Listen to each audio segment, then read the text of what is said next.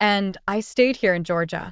When we were in high school, I heard rumors that she was kind of promiscuous, but I rarely saw her with anybody before we dated. And she wasn't one of these teenage girls who had a child. So as time goes on, I graduate high school, go to real estate school, and became a real estate agent. But I didn't pursue that career. I ended up becoming a real estate appraiser. One day I was out in the field. I got a text from an unknown number and it said, "Hey stranger, how are you?" I responded, "Who is this?"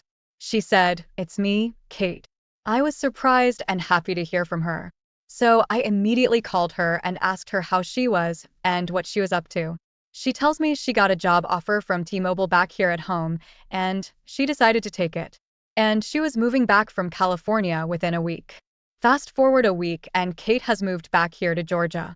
And within a week we start hanging out together. I help her get situated in her new apartment, help her move furniture, etc. So, as time goes on, we are spending a lot of time together going on trips. When we were both off from work, after dating Kate officially for just over a year, I asked Kate to marry me and she happily accepted. One of the conversations we had was about having kids. Kate couldn't have any kids. She was plagued with infertility issues. I didn't have any kids, and the women I dated before Kate, I always made sure I wore protection. We got married, and we were married for the better part of 17 years. It was fantastic. We hardly ever had any arguments, and our sex life was good. We didn't go at it like rabbits every night, but it was consistent. I would say Kate was in wonderful shape. She always went to the gym. I started working out with her, but I wasn't as consistent as Kate was. She looked amazing. She was in her early 40s when things started to change. Kate started staying at the gym longer after work, but when I called her, she always answered the phone, so I had no reason to suspect anything. This went on for about 4 months before I confronted her and asked her if there was anything going on I should know about. She told me nothing was going on. She told me she added new exercises and added them to her routine, which made her gym session a little longer than normal. After that discussion, I didn't bring it up anymore, but little did I know that Kate was being unfaithful to me, but I just didn't know it yet. A few more months passed and our sex life began to take a nosedive, but I thought it was just because we were both getting older and our bodies were slowing down. One day I was at work and an old friend called me, and we made plans to have lunch that day. We started talking about old times, all the women we used to date. Then my wife's name came out of his mouth. I didn't tell him I was married to Kate. He begins to tell me about that rumor I heard in high school about how promiscuous she was, and I interrupted him and said, "Do you really believe all the stuff everybody says?" Well, he begins to tell me that there was a video of her with two guys. I said, "What? She was in a threesome?" And he says, "Yes. And apparently she was even promiscuous in college." After he said that, I laughed it off and told him, "Man, stop with this nonsense." And I told him, I didn't believe him.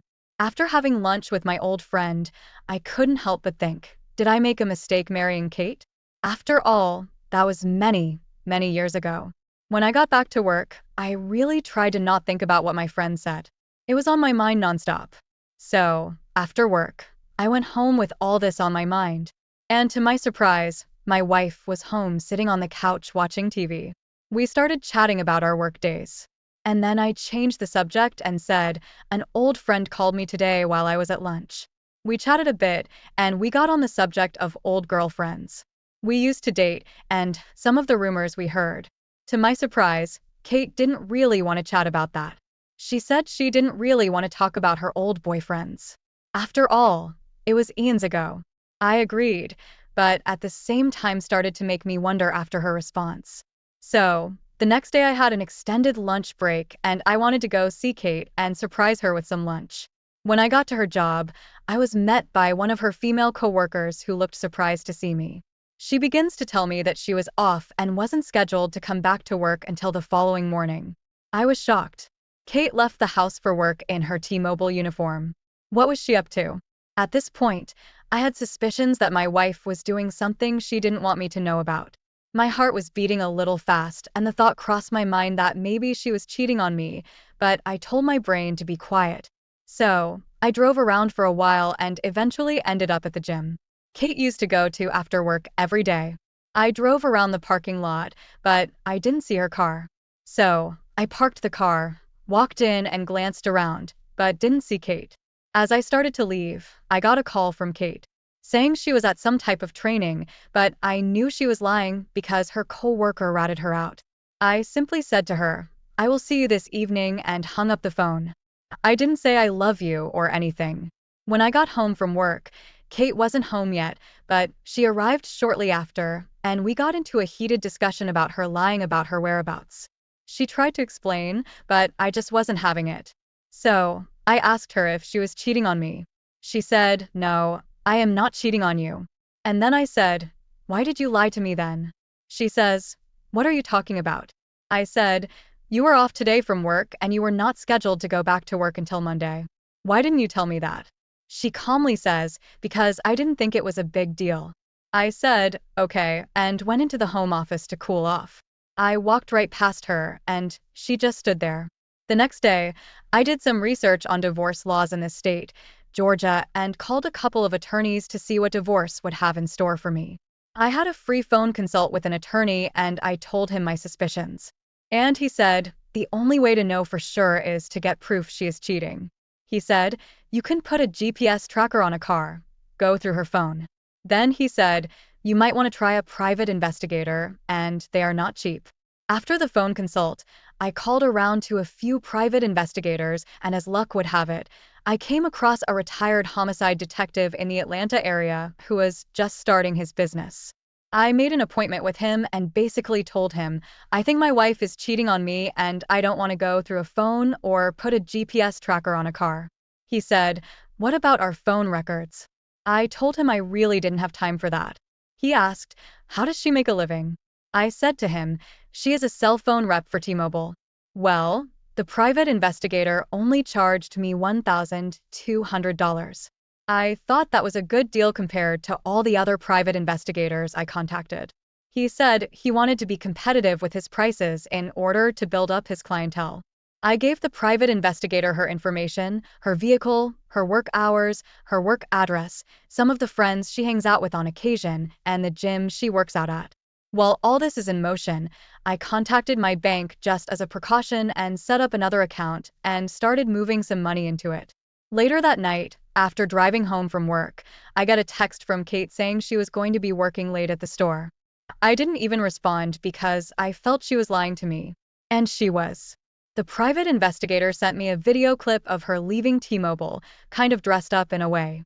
That night, the private investigator followed her to a club where she met four people, two men and two women. They were at the club for about an hour. The private investigator was keeping me informed along the way. Then he says, Kate came out of the club with these people. Kate got into her car and followed them to a house that was about 20 minutes from the club. The most amazing thing about this private investigator, he had a state-of-the-art drone. He informed me the house they went to was so close to another house that it really couldn't get close enough physically to get what he needed. The houses were in a new subdivision and didn't have a lot of street lights. He got close enough with his camera, but he had to use his drone for the rest of the footage. He said after sunset, it started to get dark. He got footage of them walking into this house. And then one of the guys put his hands on Kate's backside and she grabbed him and kissed him. As the private investigator told me, there were a few more people in the house as he could see through the window, but they all disappeared in the midst of a small crowd. So he positioned his drone to the back of the house, and that's where he caught the most heartbreaking scene. Kate was in this room nude with two other men. And you can imagine how I must have felt when I saw that. I sent a text to the private investigator and told him he didn't need to do any more surveillance. I had what I needed, but he said he would continue. He wanted to see what she would do after she left the house. He waited for just over an hour before Kate came out of the house. Then he followed Kate back to the gym. He said it looked like she took a shower, changed back into her T-Mobile attire, and then followed her home. She got home around 9:30-ish. I pretended to be asleep as I had my back toward her. I didn't want her touching me. She had just got done having a threesome. The next morning, I couldn't wait to leave the house. We both got up together. But as soon as she jumped in the shower, I left without saying anything. I got to work and took a shower there. Kate sent me a text telling me to have a good day at work. I didn't respond to her text. I reached out to my private investigator and asked him to put the footage together and get it to me as soon as possible. At lunch, I told my boss I might be a little late coming back from lunch. He asked me if everything was okay. I simply said, my 17-year marriage just ended, and his mouth hit the floor. I almost got a speeding ticket driving to the attorney's office. As soon as I got there, I told him to go ahead and file for divorce on my behalf. I also told him I have proof of my wife's infidelity coming to him soon. When I got back to work, my boss told me to go ahead and take the rest of the day off, which was perfect for me. I knew Kate wouldn't be home, so I went home, packed a bag for about a week, and went to a hotel about 20 minutes from where we live. The financial stuff wasn't too bad. The only thing we had together was the house, which only had a small amount of equity in it. I didn't have any credit card debt, and she had a few credit cards, which she paid on. Fast forward 4 days, and Kate hasn't reached out to me at all. No texts, nothing. But people at my job and my friends have told me that she is telling people that I abandoned her, and she is filing for divorce on those grounds. Another 2 weeks passed, and she is served with divorce papers at her job. My friends have told me she hasn't said one word since she got the divorce papers. About a week before the hearing, I prepared a package with the footage of Kate in a threesome with those two men. I wanted to send this to everyone, but here in Georgia, that's a crime, but I politely left the tape to her car window on the driver's side. At the divorce hearing, it was a quiet win for me. She tried to get alimony, but my lawyer fought that, and he showed the court the proof of my wife's infidelity. She didn't get a dime, but she will get some of the equity when we sell the house. After the hearing, her lawyer informed my lawyer that she was not going to stay in the house. She will be out in about 45 days. She was responsible for her own credit cards, and she got to keep one of the 3 cars we own. About a month after the hearing, she moved out of the house, and we sold it about 4 months later. She wanted to reconcile after the divorce, but I told her that will never happen and to never contact me again. She then said I was being a jerk. I just hung up on her. I am free now and dating a bunch of women in 2023. It's tough. Women my age, even in their 50s, are even harder to deal with. In my opinion, he didn't waste any time. The most horrible thing is she lied right to his face and told him she wasn't cheating on him. I think I would have gone the GPS tracking route, but in my opinion, that still does not prove infidelity, only proved she was somewhere she possibly wasn't supposed to be. I said this a long time ago. Long-term marriages are not immune to infidelity, but at the beginning of the story, the red flag for me was not taking that rumor a tad bit more seriously. Rumors are just that, rumors. But when more than one person says it, kind of makes you wonder. But damn, she had a threesome in high school. Apparently she had a threesome in college, and now this. Yeah, she was a wolf in sheep's clothing. Never, ever thought I would be on a forum like this. It's heartbreaking. My wife of 19 years was cheating with a man and a woman. I guess I wasn't enough. I guess she had to try everything that was on the menu. I thought we were a happy couple, but I guess not. How did I find out? Well, my daughter happened to be using her mother's iPad one day. When she started using it, though, she was caught off guard by all of these notifications, indicating who her mom had been messaging with. Some messages were like, "Baby, I love you this much." Others were like, "Can't wait to kiss you." My daughter caught my wife red-handed. My wife is usually very discreet. So, my daughter was caught by surprise when she saw all these messages between her mom and some dude and a woman. Our daughter is 14 years old, and she only used her mom's iPad that day because her iPad was dead and was charging. Mom was at work.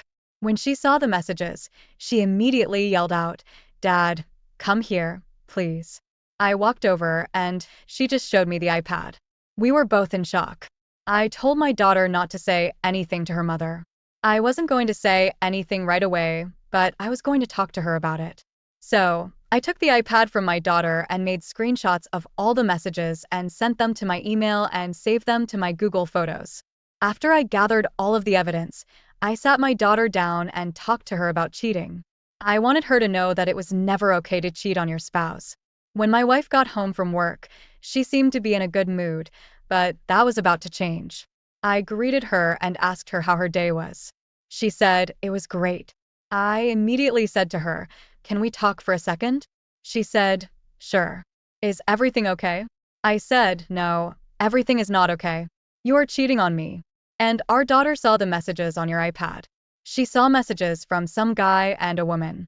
She started to cry and said she was sorry. I asked her who the woman was, and she told me it was a friend with who she had a relationship with in college. I asked her how long this had been going on, and she told me about 7 months. I couldn't believe that she would do this to me after everything I had done for her. I told her she had some explaining to do to her daughter, and I told her she might have just ruined our 19-year marriage and our family. After I told her that, she walked away crying. I didn't even hug her. She walked to our daughter's room. When she went to our daughter's room and opened her door, it sounded like my daughter was crying. She blurted out, "Mom, how could you?" After hearing that, I just felt bad for my daughter. I don't think there was anything my wife could say to her to explain away her actions. Later that night, my wife tried to talk to me and apologize, but I really didn't want to hear it. I couldn't trust anything that came out of her mouth, and she sensed it. That's when her demeanor changed. She stopped talking, became quiet. I didn't sleep in the bed with her. I slept in the guest bedroom. I sincerely believe that was the beginning of the end for us. The next few weeks went by, and we barely spoke to each other. I had pretty much moved into the guest bedroom. My daughter basically stopped talking to her mother, only talked to her mother when she needed to. They used to hang out and do things like go to the mall on the weekends, do a little shopping. That all but ceased. My daughter told me that she doesn't think of her mom the same. I told her, "You can't hold a grudge against your mother." She said she knew that, but right now she was not ready to forgive her. At such a young age, my daughter sounded very mature. About 2 weeks had passed, and I noticed that my wife started coming home later from work. So, I made it a point to look at her iPad again, but guess what? It's nowhere to be found. I usually get home from work before my wife does. I asked my daughter, has she seen her mother's iPad? As you know, she uses it from time to time. My daughter said she hasn't seen it. She also said she doesn't want to use it anymore. She keeps her iPad charged. Now, I work as a computer repair specialist and I get off at 4 p.m. My wife is a branch manager at a bank. When I couldn't find her iPad, I realized she probably took it with her. So, it wouldn't be readily accessible. That sent alarm bells to me. I didn't waste any time. The next morning, I decided to hire a private investigator. The fact that her tablet wasn't in the house was definitely a deciding factor in me spending money to get more concrete proof. I already know she was cheating, but to get a divorce here in Virginia, I don't want to be separated. But if I wanted a divorce and fight for custody, I needed more concrete evidence. The next day on my lunch break, I met with a private investigator, told him my situation, and what proof I had. I told him my daughter was the one who discovered that my wife was cheating. I told the private investigator that I wanted him to gather as much information as he could. I gave him photos of her. I gave him the address of her job, told him where she frequently goes for her lunch break. After meeting with the private investigator and giving him all of the information, I went back to work. I had to stay later because I took an extended lunch break. After work, I drove home. When I walk into the house, I walked into my daughter and my wife arguing. I intervened and asked what was going on. My daughter blurts out that my wife is still talking to these people she apparently was cheating with. I looked at her and asked her, was this true? She threw her hands up in my face and walked off. I asked my daughter, was this true? She said my wife was charging her iPad in the kitchen and just happened to glance at her iPad's lock screen and saw a text that read, "Hey, baby, it was nice talking to you again yesterday." Right then and there. I knew this marriage was over, but I had to get my proof first. I was also thinking about custody of my daughter, which was going to be really, really stressful for me. So, the following day, I made it point to call a divorce attorney to see what my options were and briefly discuss custody of my daughter. I met with the divorce attorney the next day, and I told him that I hired a private investigator because my daughter actually caught my wife cheating. My daughter saw messages on my wife's iPad. I told him based on my wife's actions, after an argument she had with our daughter, I didn't think she was going to let me have full custody. My attorney told me that was going to have to be decided in family court. He says, the court only wants to do what's in the best interest of the child. The attorney then tells me I may want to hold off filing for the divorce first until I had more concrete evidence of her infidelity, which made sense. So, after talking with the attorney, I made my way home. On my way home, my daughter called me crying. I asked her what was wrong. She flat out said that she hated her mom. I thought to myself, this is not going to be easy. I simply told my daughter she couldn't go through life hating her mother. I said, at some point she is going to have to forgive her. I told her, no matter what, she is still your mom. After calming her down a bit, my wife calls me and asks where I am. I told her I was on my way home. When I got home, my wife wanted to talk. I asked her, what does she want to talk about? She said she wanted to apologize for what she did and ask, could we try marriage counseling? I took a deep breath and told her that counseling won't work for me. And I don't trust you. You can get your own counseling if you want, but I don't want to do marriage counseling. She just looks at me and walks away. I didn't talk to her for the rest of the night. My daughter slept in her room. My wife slept in our room and I slept in the guest bedroom. The next day after work, the private investigator calls me and says he has some footage he wants me to review. And could I meet him for a few minutes? We met at a McDonald's parking lot and he showed me footage of my wife leaving her job. He says, I think she was going to lunch. He followed her to a restaurant, met a woman. They embraced and kissed. He watched them hold hands quite a bit while they were eating and they kissed a couple of times. He then asked me, did I want him to continue? I told him yes, because she was apparently seeing a man as well. He said he would continue his surveillance of my wife. And if he finds that she is indeed seeing a man, he would let me know. But the next few days, she met this woman at various restaurants that was close to my wife's job. The private investigator also said that the woman she was messing with also lives close to her job. He continued to gather evidence over the course of a week. Then he finally caught her with a man. But this time when she left work for her lunch break, she didn't go back to work. The private investigator said when she left for lunch that day, she went into a gym, changed into some gym clothes, and came right back out and drove to a guy's house mid-afternoon. He said she walked up, knocked on his door. He opened the door and they kissed each other. At that moment, I told him to compile everything he had so I can take it to my attorney. By the end of the week, the private investigator had sent me a link to access his cloud account, and I downloaded the footage. The next few days were stressful for me because I was going to file for divorce and didn't want to leave my daughter alone with her mom, but I didn't want to stay in the same house with my wife. So, one day when my wife was at work and my daughter was in school, I decided to get most of my things out of the house and move them into my parents' house. They know the situation and they are really sad and upset at my wife. That day was the toughest, my daughter asking where I am, but my wife was home and she didn't ask. I told my daughter that I was at her grandparents' for a few days. After work one day, I went to the divorce attorney's office and had him file the divorce papers on my behalf. I was so nervous in doing so because I can already feel that my wife is going to go ballistic and probably use my daughter against me or as a pawn in this divorce. Well, about 3 weeks passed and my attorney called me and told me that my wife was served divorce papers. I asked him when she was served. He said that the server said he delivered them a little after 7 p.m. Monday night. The next day, my wife calls me and the first thing she says, do you really want to do this? I said, yes, you cheated on me and I no longer have the feelings I once had for you. She hung up, then she sends me a text saying she will go for full custody of our daughter and she will fight for the house. I didn't even respond. 3 weeks later, the divorce hearing is upon us. We go into the courtroom.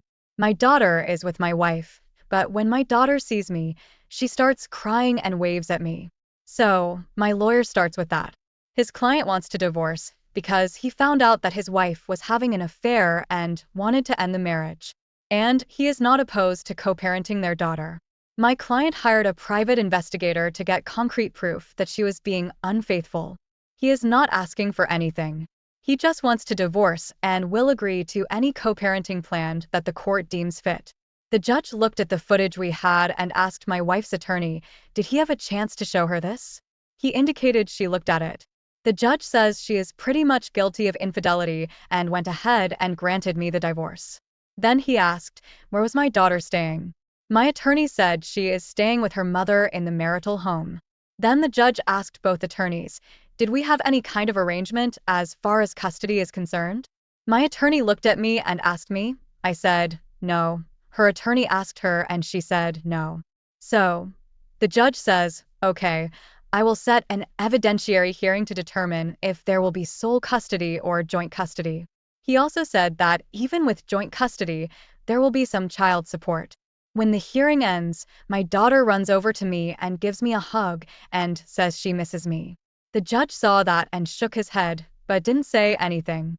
So, after the hearing, I tell my daughter I will see her in a few days. A week goes by and my ex-wife calls me and asks me, did I want to take my daughter for the weekend? I told her, of course. Then she says she was sorry for everything she did and ruining our marriage. I didn't respond to that. I simply said, just contact me and let me know when I can come get her. During the week, we kept in touch, talking about custody, finances, and making arrangements for me to get her during the week and on the weekends. We agreed that she would stay with her mom because her school was close to the house. My parents live at a minimum 35 minutes away. Folks, I am grateful for the advice I got. I don't think I will be back with another post. I really don't think the custody hearing would be an issue. I kept the text messages my ex-wife and I exchanged, and I won't come back just to tell everyone how much child support I have to pay. It might be a couple hundred a month only, because we have a child and she will stay on my insurance until she is 18. Thank you again, everyone. This really didn't turn out so bad with the exception of losing my wife, but she cheated and I, 37, have been married to my wife. She's 40 for 10 years. We have 2 kids, 9 and 7. Found out that she cheated on me twice with the same guy. And to top it off, a month earlier, she came to me asking to participate in an open marriage. It's hard to believe that it's only been 10 years since my wife and I walked down the aisle. But here we are. We've been through a lot in those 10 years. Kids, good times and bad times. And now this has taken me a long time to come to terms with everything that has happened. But I think it's finally time for me to share my story. I have always tried to please my wife, buy her flowers for no reason, buy her gifts for no reason, cook dinner, clean the house on my days off from work and watch after the kids like most good husbands would do. But lately, our marriage seemed like it stalled. I mean, our sex life has fallen off. We just normally go through the motions that most married couples do. But our communication has suffered as well. One evening after work, my wife invited me to go to a party with her. I was excited. I felt things were maybe headed back in the right direction for our slumping marriage. Although we haven't talked much about what is going on with her, she just invited us to a party. I just assumed she wanted to go out and have some fun. So I agreed. Little did I know that this party was going to be the beginning of the end of my marriage. At the party, I found out later that the guy that my wife was interacting with, she was cheating on me with him for over a year. This party was being hosted by one of her coworkers, who was a nice lady. Her friend was celebrating landing a big contract that her side business was awarded from some big firm. She owns a small printing shop outside of her regular job. As soon as we arrived at the party, my wife ran off to start talking to her friend. She disappeared into the crowd for about 20 minutes, leaving me feeling a little confused as to where she ran off so fast. This is not the first time she has done this. She's always been the one to run off, talk to people, and socialize. As the party went on, I noticed my wife talking to this one guy a lot. She just left me in the corner while she laughed and flirted with him. I could tell she was enjoying his company more than mine. I knew immediately what was happening, but I didn't want to make a scene and ruin the party. So I waited until we were home to confront her. I was angry, but I kept my cool and asked her why she was talking to this guy so much and flirting with him. She denied it, saying she was just talking to him. She said he works in an adjacent building next to hers.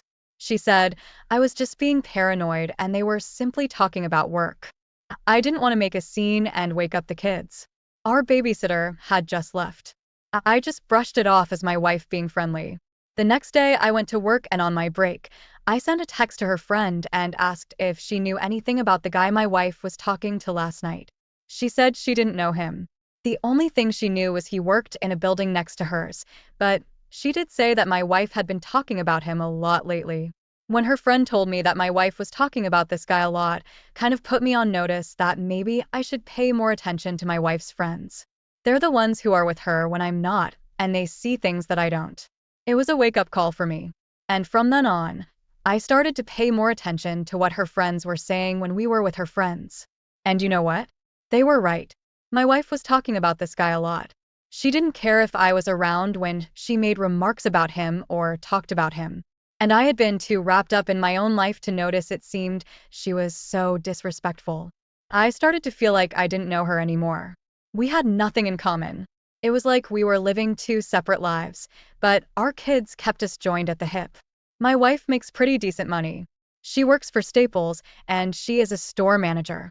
I work for a decent-sized computer company, which I co-own with another guy, and we do pretty well. We have a nice house in the suburbs, and we have two cars, one for her and one for me. I was content with my life. Even though my marriage was struggling, I thought maybe things would get better with time, but they didn't. They got worse. Even after attending parties and get-togethers with friends and coworkers, we still could not kickstart our marriage again. My wife started working later hours. She said it was because she was taking on more responsibility at work, but her friends would tell me that she was going out after work, sometimes with that guy she was talking to at the party and other times with her friends. I asked her about it, and she would always have some excuse as to why she was out so late or why she didn't come home at a respectable hour. I knew something was going on, but I didn't want to believe it. I didn't want to think that my wife was cheating on me, but the more I thought about it, the more I realized that's exactly what was happening. Fast forward 3 days, she comes home from work with this wacky request. She asked me about an open marriage. I said, "What?" She said she had been thinking about it for a while and that she wanted to try it. I was completely floored. I couldn't believe the words that were coming out of her mouth. I asked her why she would even think about something like that, let alone ask about it. She said she wasn't happy and that maybe this could help our marriage. I told her there was no way I would ever participate in something like that and that if she wanted an open marriage, then she could have one, but I would be moving out and taking the kids with me. She didn't say anything after that. We just went to bed and went to sleep. When I got up the next morning, I knew that my marriage was over. The fact that my wife was asking about an open marriage, yeah, I wasn't staying in this, but I wasn't just going to run off. I wanted answers. And from the looks of it, my wife wasn't going to be honest with me. My gut was telling me she was cheating, but I had no proof she was. It was stressful because I wasn't just thinking about myself, I was thinking about my two boys and what this would do to them. I had to make a decision, and it wasn't going to be an easy one, but I had to think about what was best for everyone involved, not just me. I decided I was going to hire a private investigator. I already had one in mind. My partner is friends with a local guy who does quite well uncovering dirt on people. I discussed with my partner briefly why I needed his friend, and he promptly gave me his contact information. I gave him a call, and we met up later that day to discuss what I wanted him to do. I told him everything, and he said he would take the case. A few days later, he had enough evidence to show me that my wife was cheating, not just with that guy she was talking about at the party, but with multiple guys. I also found out that she had been cheating on me for over a year. When the private investigator showed me the footage, I had tears in my eyes. I couldn't believe this was happening to me. The private investigator gave me a number of a woman who was a very good divorce attorney, and I gave her a call. I told her everything, and she also told me that because my wife had been cheating on me for over a year, I had grounds for a divorce. She said I could file for divorce on the grounds of adultery, mental cruelty, and abandonment. I decided to go with adultery and mental cruelty since those were the two main reasons why I wanted out of this marriage. I asked the attorney about the house we just bought and what about my two kids, because I wanted primary custody of the children. My attorney also said that just because my wife cheated doesn't mean she would lose custody of the children. She said 50-50 custody is more common in those cases. I asked her how long it would take to get the divorce finalized, and she told me anywhere from 6 months to a year, depending on how cooperative my wife was going to be. I really didn't want to wait that long for my life to be in limbo, but there was nothing I could do. I had to let time do its thing. In the meantime, my next plan was to find a place to stay and take the kids with me. I knew this would cause a bunch of friction, but I didn't care. Fast forward 3 weeks, I have secured a place for me and the boys to live, and I put down a deposit. Then I had to wait until my wife worked late so I could leave without any drama between me and my wife. And I had to somehow prove that moving the kids away from their mother is in the best interest of the children. The system is so broken and it's biased against fathers. They say that we're not capable of taking care of our children, that we're not good enough, but I'm here to tell you that fathers are just as capable as mothers. We have just as much love to give and just as much to offer. We should be given the same chance, the same opportunity to prove ourselves because in the end, all we want is what's best for our children. And I'll be damned if I'm going to let anyone take that away from me. When my wife came home that night and no one was home, she freaked out and called me about 100 times until I finally answered. She was screaming and yelling at me, telling me how could I do this to her and leave without telling her. I explained to her that I know she cheated on me multiple times and I couldn't stay there anymore. I told her I would be taking the kids with me and she could see them whenever she wanted, but they would be living with me. She didn't like that too much, but there was nothing she could do about it. She then says, I will fight you for the kids. I told her, you don't have to fight me for them. Again, you can come see them anytime you like. Then she said, hell no, I want full custody. I simply told her that won't be happening. I then hung up the phone. The next morning, I get a call from my attorney. She says, we have to go to court. Your wife is fighting you for custody of the children. I asked her, what do I need to do? And she said, just be there and tell the judge why you should have primary custody of the children. So that's what I did. I went to court and told the judge my story. I told him how my wife had been cheating on me and lying to me for over a year. I told him about how she wanted an open marriage and how I found out that she had cheated on me multiple times with the same guy. I also told the judge that I didn't think my kids being in that environment would be conducive to my children's mental health. Then I explained to him that I had found that place for me and the kids to live and that I would be able to provide for them and how my wife could come see them anytime she wanted. Then it was my soon-to-be ex-wife's turn to speak. And all she did was talk about how much money she makes and how she could provide for the children. She didn't say one word about how she could be a good mother and how much she loved her children. Then the judge spoke and he said, based on everything I've heard today, I'm granting 50-50 custody. You two need to come up with a schedule that will work for the both of you. If you can't, the court will step in and do it for you. I wasn't too happy about the decision, but I can fight that later. But right now, I have to be okay with 50-50 custody. After the court hearing, my soon-to-be ex-wife and I came up with the schedule. We would alternate weeks. Even though we have joint custody, since I make the most money, I have to pay child support. I don't care about that. I just don't want to pay alimony. And under Georgia law, I probably won't because my wife was caught cheating and I can prove it, which affects alimony. As the divorce hearing nears, my attorney informed me that my wife is asking for alimony as well, but she's not asking for very much. I told her, I don't care how much she's asking for. I'm not paying it. And my attorney said, we'll see what the judge says.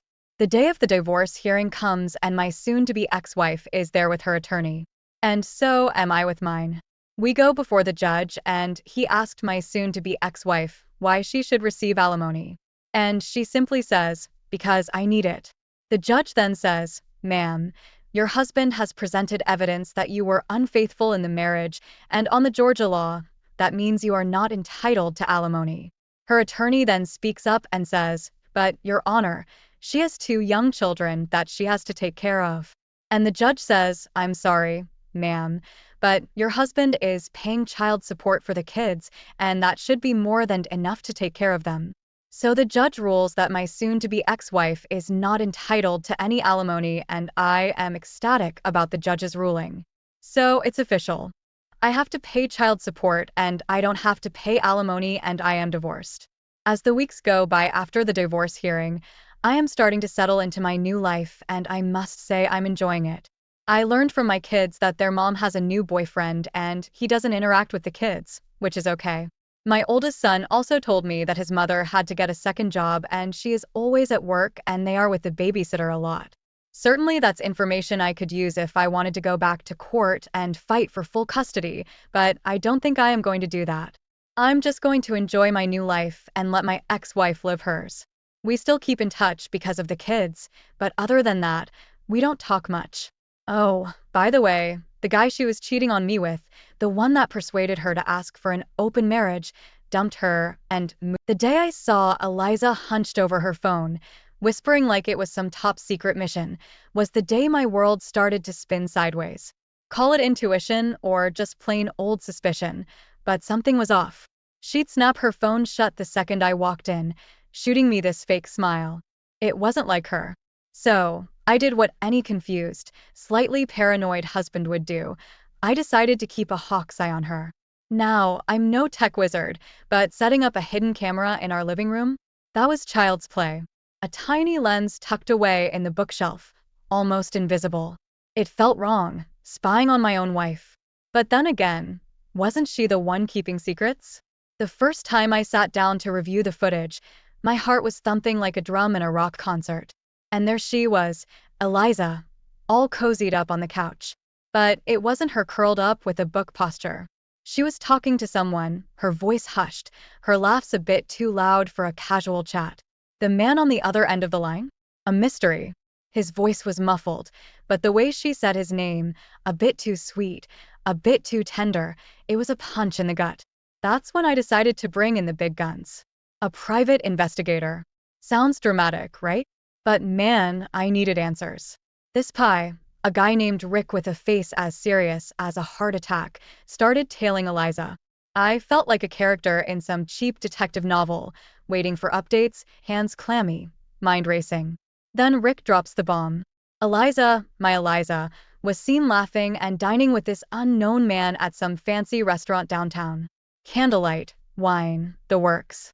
It wasn't just a one-off call. This was a full-blown affair, happening right under my nose.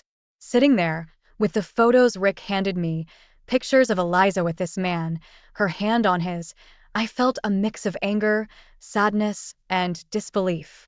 Who was this guy, and since when had my marriage turned into a lie? Each event, from seeing Eliza's secretive phone habits to the damning evidence from the pie, was like a piece of a puzzle I never wanted to complete. But there it was, the picture becoming clearer, uglier. My wife, the woman I trusted with my life, was in the arms of another man. And I, the clueless husband, was left piecing together the fragments of a shattered trust. The moment I laid eyes on the guy Eliza was meeting, it felt like a sucker punch. Mike, her ex, the we're just friends guy. And there I was, thinking I knew all her friends. The lies were piling up, and it was getting harder to ignore them. So, I cooked up a plan. Told Eliza I was heading out of town for a business trip. Bags packed, kisses exchanged, and off I went only to circle back and hole up in a buddy's apartment across the street. Call it deception, but I needed the truth. The very next day, there they were, Eliza and Mike, casually strolling into our house like it was the most natural thing in the world. My house, where we built our life together, now a backdrop for her secret rendezvous. Watching them laugh and chat, a part of me wanted to storm over there, but I held back. Needed more than just seeing them together. That night, I confronted her. Eliza, what's going on with you and Mike? Her reaction? Classic. She laughed it off, called me paranoid, said I was seeing things. But her eyes, there was something in her eyes that wasn't sitting right with me. Then came the clincher. A few days later, an envelope lands in my mailbox. No return address. Inside, photos of Eliza and Mike. Not just hanging out, but close, intimate. The kind of photos that leave little to the imagination. My heart sank. There they were, in plain black and white, the evidence of her betrayal. Each photo was a blow to my gut, a stark, undeniable truth staring back at me. Eliza, with her arms around Mike, their smiles too comfortable, too familiar. How long had this been going on? Had I been blind this whole time? I was stuck in a whirlwind of emotions. Betrayal, anger, disbelief. But underneath it all, a gnawing need to understand why. Why Eliza? Why us? Our marriage might not have been perfect, but it was ours. And she shattered it as if it meant nothing. That night, as I lay in bed, staring at the ceiling, the images of Eliza and Mike burned into my mind. I knew things could never go back to the way they were. The trust was broken, and with it, a part of me too. I needed to face what was happening head on, but damn, was I ready for what was coming next? I never thought I'd be that guy, sitting in a lawyer's office, talking divorce. But there I was, laying out the photos and videos, the proof of Eliza's betrayal. My lawyer, a no-nonsense guy named Dan, scanned through everything with a poker face. "We've got a strong case," he said, tapping the stack of evidence. "But we need to play this smart."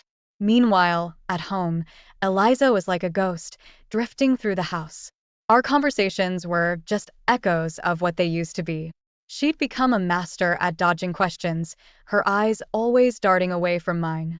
"I guess guilt does that to you." But the real kicker? Our friends. Suddenly, they were all acting like they were in on some big secret. Whispers would stop when I entered the room, sympathetic glances thrown my way. It was like they knew, had probably known all along, and that stung more than the lies. Dan's advice was clear. Keep quiet, don't confront her yet. Let's get all our ducks in a row first. So, I turned into a silent observer in my own life, collecting every shred of evidence, every whispered phone call, every late-night text. The house felt colder, the silences longer. Eliza was slipping away, and part of me wanted to scream, to demand answers. But I kept quiet, biding my time. I was playing a game I never wanted to be a part of, but I had to see it through. For my own peace, for closure. Every day, another piece of evidence, another lie uncovered. It was like watching a train wreck in slow motion, knowing I couldn't stop it, but unable to look away. And through it all, I had to act like everything was normal, smile and nod, while inside, I was screaming. This was more than just a broken marriage, it was a betrayal of everything I believed in. Trust, love, loyalty, all tossed aside. I was building a case, not just for the court, but for myself. A case to understand why and how the person I loved most became the person I couldn't trust. When Eliza suggested a weekend getaway, out of the blue, it felt like a scene from one of those sappy romance movies she loves. "Let's rekindle our relationship," she said, her eyes not quite meeting mine. I agreed, curiosity piqued. Was she feeling guilty, trying to make amends, or was it just another scene in her play of deceit? The trip was surreal. Eliza, who had been as distant as a distant star, suddenly turned into this affectionate, caring person, like the early days of our marriage. It threw me off balance. Her warm smiles, the way she'd reach for my hand, it all felt so genuine, yet so staged. Part of me wanted to dive back into the illusion, to forget the lies and betrayal. But the other part screamed caution.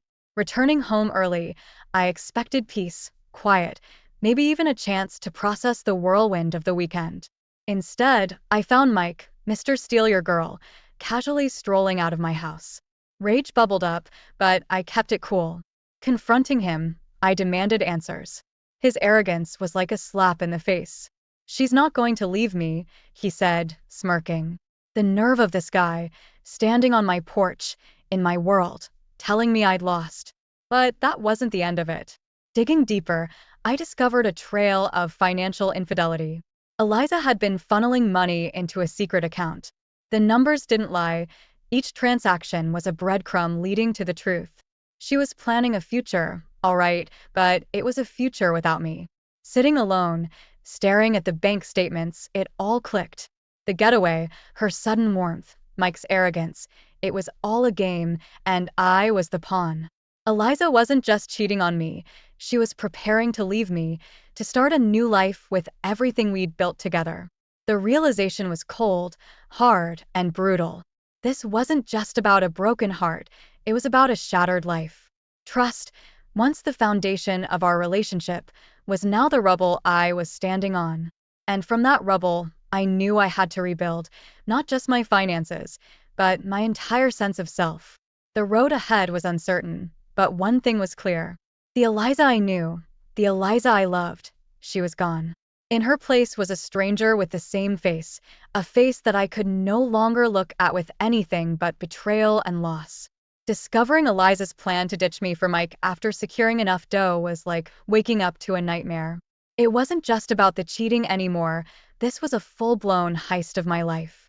I felt like a clueless mark in a con artist's long game. That's when I decided to hit the gas on the divorce. My lawyer, Dan, was all in. "Let's use everything we've got," he said, eyes sharp behind those thick glasses. Armed with the evidence of her affair and her secret financial moves, we were ready to take this battle to the courts. But Eliza, she wasn't going down without a show. The moment she sniffed out the divorce papers coming her way, she turned into a tragedy queen.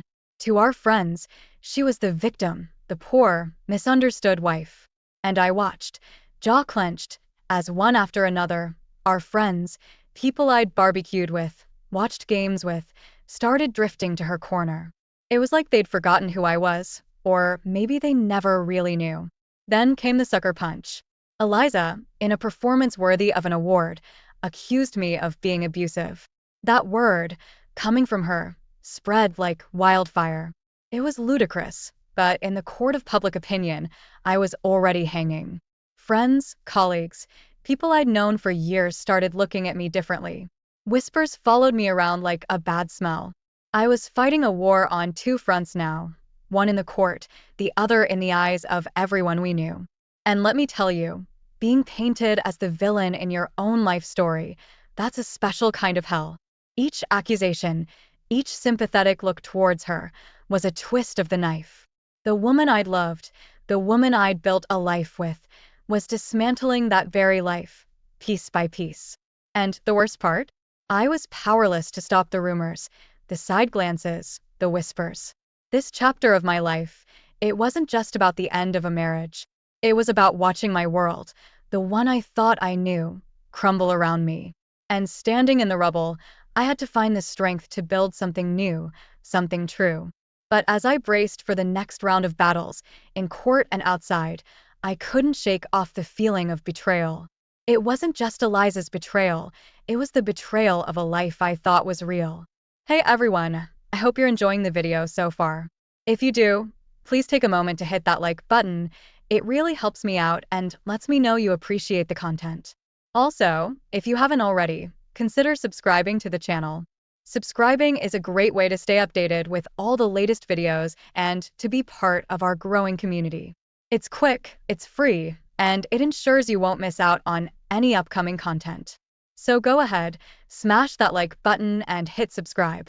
Your support means a lot and keeps this channel going. Thanks for watching. The tidal wave of social backlash hit me harder than I could have imagined. Eliza's manipulation had turned the tables, and now I was the town pariah. People I'd known for years crossed the street to avoid me, their eyes loaded with unspoken accusations. It was like living in a bad dream. But I wasn't about to roll over. When the day came to serve Eliza the divorce papers, I felt a twinge of satisfaction seeing her blindsided expression. For once, she was the one caught off guard, her mask slipping just enough to reveal a flicker of shock. Eliza, true to form, came back swinging. She moved to freeze our joint assets, trying to strangle me financially. It was a low blow, but I was learning that when it came to Eliza, I should expect nothing less. Every bank statement, every shared investment, now a battlefield. Then came the court battle, the grand stage where our dirty laundry was aired for all to see. Standing there, in that sterile room, with Eliza on the other side, it felt surreal. This was where our journey together had led us, two estranged souls duking it out in front of a judge. Our cases were laid out bare. My lawyer, Dan, was a bulldog, presenting the evidence with clinical precision. The videos, the photos, the bank records, it was all there, undeniable proof of Eliza's infidelity and deceit. But Eliza wasn't down for the count. She played the victim, her voice trembling, her eyes welling up with tears. It was a performance worthy of Broadway, and the crowd, or rather, the jury, seemed to buy it. I could see the doubt in their eyes, the uncertainty. Was I the villain she painted me to be? Then, to add insult to injury, Mike, Mr. Steele your wife, took the stand. His testimony was like a knife in my back. He painted me as a controlling, overbearing husband, twisting our past arguments and disagreements into a narrative that fit Eliza's story. His words, so far from the truth, yet delivered with such conviction, made my blood boil. I sat there, fists clenched, as my character was shredded, my reputation dragged through the mud. It was clear this was no longer just about a divorce, it was a battle for my very identity.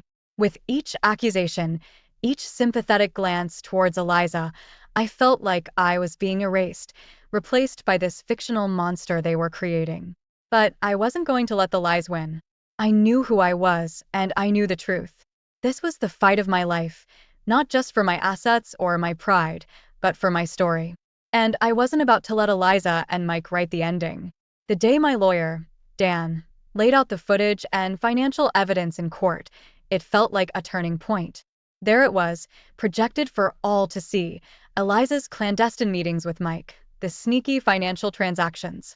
The stark reality of her betrayal illuminated in the cold, hard light of the courtroom.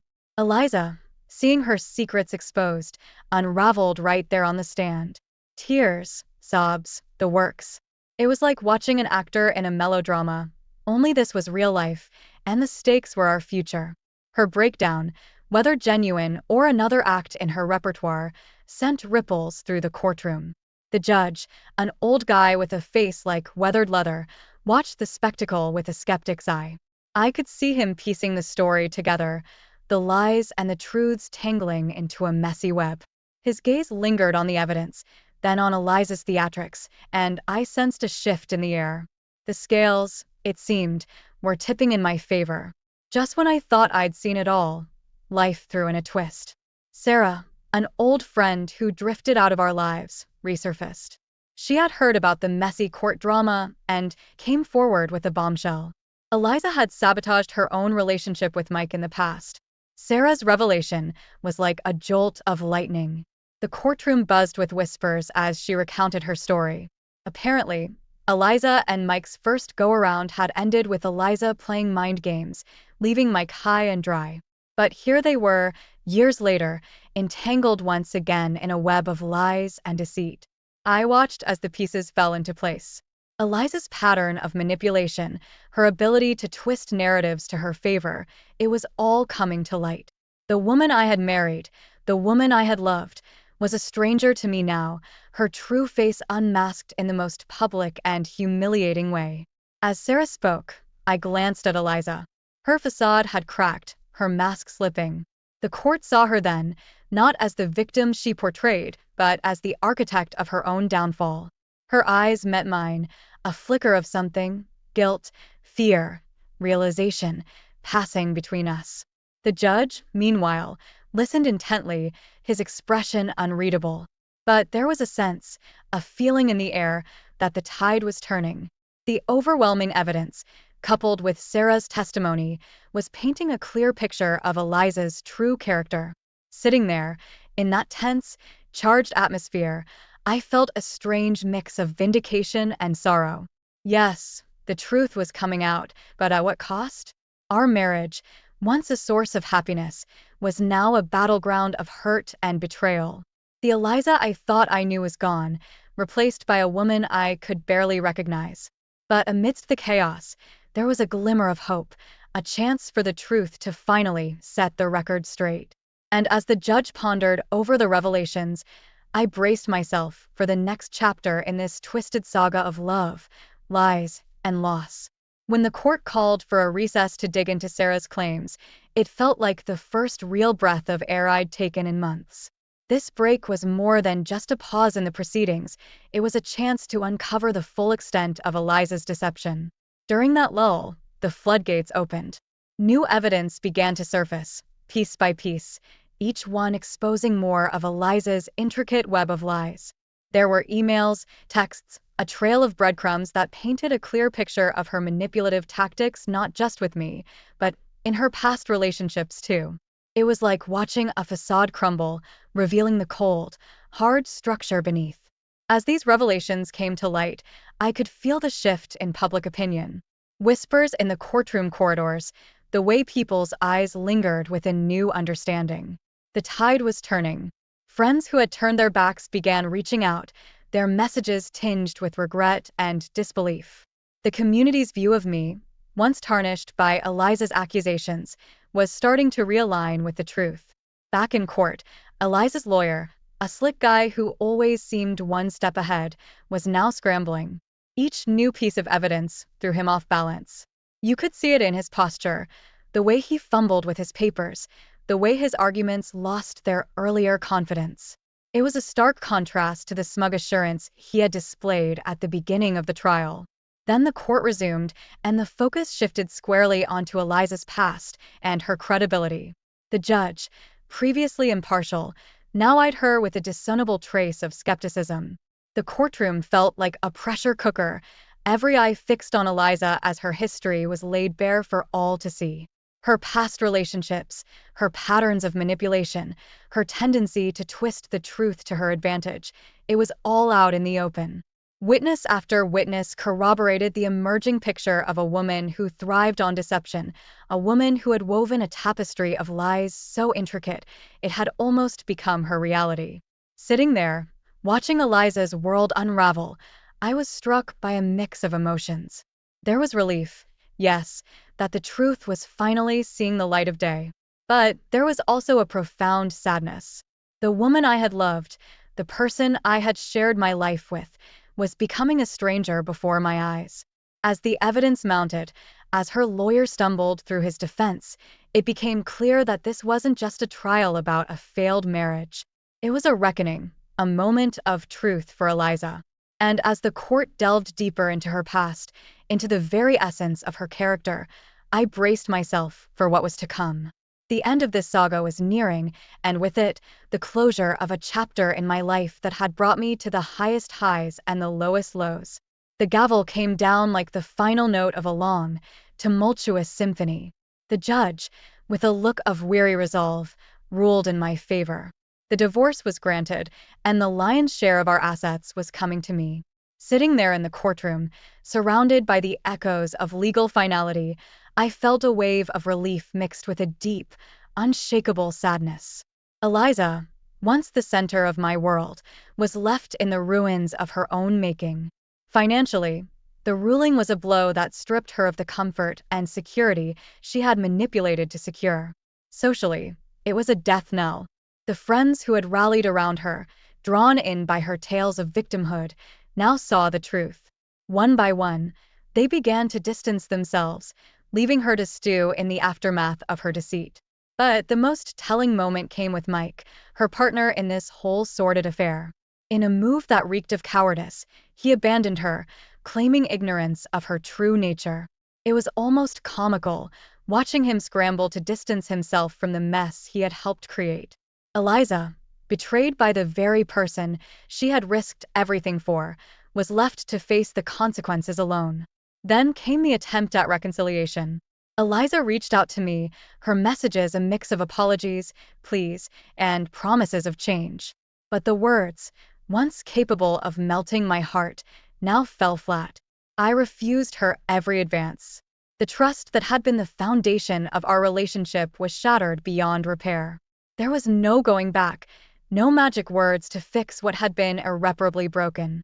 What surprised me the most, though, was the reaction of Eliza's friends. These were people who had stood by her, defended her, even turned against me.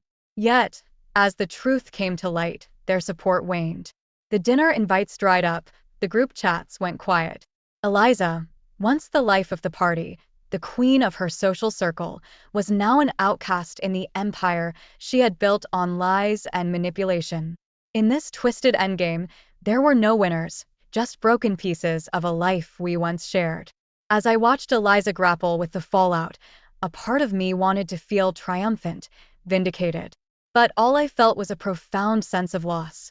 Loss for the love I once felt, for the life we built, for the person I thought I knew. The chapter of our lives that had been written in deceit and betrayal was closing, leaving behind a trail of lessons learned the hard way.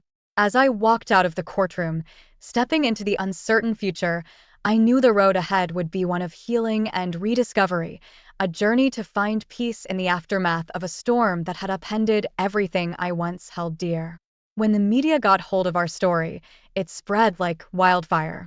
Headlines screamed about Eliza, the deceitful wife, painting her as the villain in a modern-day soap opera. The news articles were relentless, each piece more sensational than the last. It was a feeding frenzy, and Eliza was the chum. The fallout was immediate and brutal. Eliza's professional life, once thriving, crumbled under the weight of public scrutiny. Her job, a high-flying position at a respected firm, slipped through her fingers as the company scrambled to distance itself from the scandal. Watching from the sidelines, I couldn't help but feel a twinge of pity. Eliza's world, both personal and professional, was imploding. Meanwhile, I turned inward, focusing on picking up the pieces of my own life. The divorce, the court battles, the public spectacle, it had taken its toll. I threw myself into work, into self-improvement, anything to keep the demons of betrayal at bay.